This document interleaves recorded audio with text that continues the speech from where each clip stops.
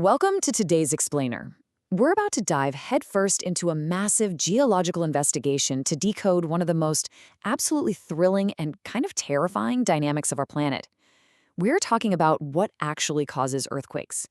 You know, it's a natural force that often feels totally unpredictable, just complete chaos. But as we're going to see, it really all comes down to some completely fascinating hidden mechanics happening right beneath our feet. We're going to break down the exact sequence of events that generates this staggering amount of power. So let's decode this great Earth mystery, piece by piece. To start us off, I want you to picture a perfectly ordinary scenario. You're just sitting in your room, maybe hanging out at your desk, doing some homework, or just relaxing. Everything around you is completely still. And then, in a fraction of a second, that normal stability totally vanishes. The floor starts wiggling, your windows are literally rattling in their frames, and the whole building around you trembles.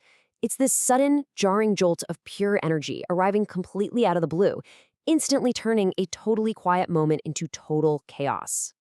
When the ground violently trembles like that, it honestly begs a pretty massive question. What on earth is generating that level of force? I mean, when you actually feel an earthquake, the sheer scale of it almost makes it feel intentional, right? Like someone or something is down there shaking us. But obviously, we're dealing with planetary physics here. So is the Earth just shifting under its own heavy weight, or is there some highly pressurized trigger deep underground? To figure this out, we've got to look way past the surface. Okay, so an earthquake at its most basic level is just when the ground suddenly shakes. Simple enough. But here is the mind-blowing reality of our planet. While we usually only notice the giant, catastrophic ones that make the evening news, there are actually thousands of tiny tremors happening every single day. Yeah, thousands. The vast majority of these are just releasing such a tiny amount of energy that we don't even feel them. They are happening literally right under our noses, all the time, without us ever having a clue. Well, to understand why all this constant shifting is happening, we actually have to bust a pretty big myth. When you stand outside, it feels like the Earth is just one giant, solid, continuous rock, right? Actually, scratch that. Imagine cracking the shell of a hard-boiled egg.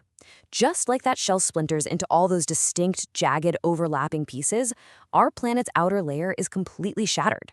It is definitely not one unbroken sphere. The whole surface of our world is basically a giant mosaic of separate slabs resting against each other. The official scientific term for those shattered shell pieces? Tectonic plates. These tectonic plates are the gigantic puzzle pieces that interlock to create the Earth's entire surface, the crust. And we need to wrap our heads around the absolute, colossal scale here. Some of these plates are as big as whole countries, and others span across entire continents and the deep oceans between them. Every city you know, every mountain, every person on Earth, we are all riding on these massive floating fragments. Now, here's the crazy part. These colossal puzzle pieces aren't just sitting there locked in place. They are constantly moving. The catch, though, is that they move incredibly, incredibly slowly. To put that microscopic motion into perspective, tectonic plates travel at roughly the exact same speed that your fingernails grow. You obviously can't sit there and watch your fingernails grow in real time, and you definitely can't feel entire continents drifting beneath you. But over millions of years, that microscopic crawl adds up to enormous geological changes. So what's the engine driving this relentless motion? To find it, we have to travel deep beneath the crust, down into a layer called the mantle. The mantle is made of incredibly hot rock. It's actually under so much intense heat and pressure that this supposedly solid rock flows. It's super thick and viscous, almost like a giant glowing river of caramel. As the superheated rock slowly churns and bubbles deep underground, it creates these massive currents that gently but forcefully drag our tectonic puzzle pieces right along with them. And this is where things get really volatile. As these massive continental rafts drift around, their jagged edges inevitably crash and grind into one another. Because these edges are made of rough, uneven rock, they don't exactly glide past each other smoothly. Nope, they get stuck. They lock up tight. But that hot mantle underneath, it keeps pulling. So friction holds the plates in place, while the energy just builds. The pressure compounds, building and building and building over decades or even centuries, until finally, snap, they violently slip. When that massive snap happens, all of that pent-up energy that's been compounding for centuries has to go somewhere. Instantly. It transforms from underground friction into powerful racing waves. Think about tossing a heavy stone into a perfectly calm pond. You immediately see those ripples shooting outward in every direction. Earthquakes work exactly like that. The sudden slip creates seismic waves, these pulses of pure kinetic energy racing through the Earth's crust. And when those waves finally hit the surface, that's when the ground shakes. Now, it makes sense that the absolute most intense friction and the majority of all this shaking happens right where these tectonic plates are crashing together. The most famous of these highly active zones is called the Ring of Fire.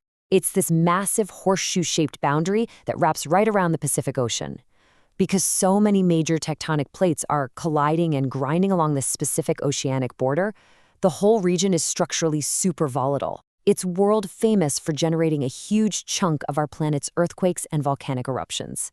I know, the sheer unpredictability of all this energy releasing can sound a little scary, but humans are pretty clever and we've developed some amazing ways to adapt. Scientists use incredibly advanced tools to detect and measure even the tiniest tremors. Now, despite all that cool tech, no one can predict the exact day or time a big quake will hit. It's just not possible yet. But because we know they're coming eventually, we rely on brilliant engineering, like designing buildings that can actually sway with the waves, and practicing safety drills to keep everyone safe. To really grasp the upper limits of this geological energy, take a look at the number 9.5. This represents the magnitude of the largest recorded earthquake in human history, which struck Chile back in 1960. When we talk about the immense pressure released when those locked plates finally snap, a 9.5 is an absolutely staggering, almost unthinkable amount of power. It literally altered the landscape. It's a pretty humbling reminder of just how incredibly restless and overwhelmingly powerful our planet really is. It's also super interesting to think about how long these things last. The duration of an earthquake can be all over the map depending on the fault line. Some terrifying shakes are over in literally just a few seconds, while others can keep the ground rolling violently for several minutes straight. Oh, and here is my absolute favorite fact. This isn't just an Earth thing. Instruments left behind by the Apollo astronauts proved that our moon experiences its own tiny moonquakes. So yeah, geological shifting is happening out there in space too. Okay, since we've unpacked all these wild mechanics, let's pause for a quick mental check. Quiz time. Do you remember the precise scientific term for those rigid, cracked pieces of Earth's outer layer we were just talking about? Think back to our cracked eggshell analogy. Are we calling them A, rock blocks, or B, tectonic plates? Take a second and lock in your answer. If you said B, tectonic plates, you nailed it. Remembering that specific term is absolutely crucial to understanding geology, because these interlocking puzzle pieces literally form the foundation of our world. They are the reason we have oceans where we do, why mountains rise up into the sky, and, of course, they dictate where the ground is most likely to shake. Realizing that the crust isn't just one solid piece completely changes how you look at the planet. All right, let's do one more quick check to make sure we've got the main takeaway of today's explainer down. When it comes to the actual physical trigger of an earthquake, what is the core mechanism? Is it A, caused by extreme wind on the surface? Or is it B, tectonic plates suddenly slipping after a massive buildup of pressure? Think about all those forces we discussed. Spot on, it's B. An earthquake is never caused by the weather. It is the ultimate release of deep underground friction. It's the grand finale of two colossal slabs of rock finally overcoming decades of being stuck together. They snap violently, and all that stored up elastic energy goes rushing out in a matter of seconds. So, let's put the whole picture together. We've successfully decoded this geological mystery. We now know that earthquakes happen because massive tectonic plates are always in motion, surfing on the hot flowing rock of the Earth's mantle. We know that when their rough edges lock up, incredible pressure builds until they inevitably snap. That massive energy shoots out as seismic waves, shaking everything up top. And, most importantly, we learned that science and smart engineering allow us to safely live on this incredibly dynamic planet. But before we go, I want to leave you with one final crazy thought. Sometimes that massive tectonic snap doesn't happen underneath a city. It happens in the crust deep, deep beneath the ocean floor. And when an underwater fault snaps, it violently shoves billions of gallons of water out of the way, creating a colossal wave that races across the ocean faster than a jet plane. How exactly does an underwater tremor move a whole ocean with such devastating speed? Well, we are going to uncover the terrifying mechanics of tsunamis in our next explainer. See you then.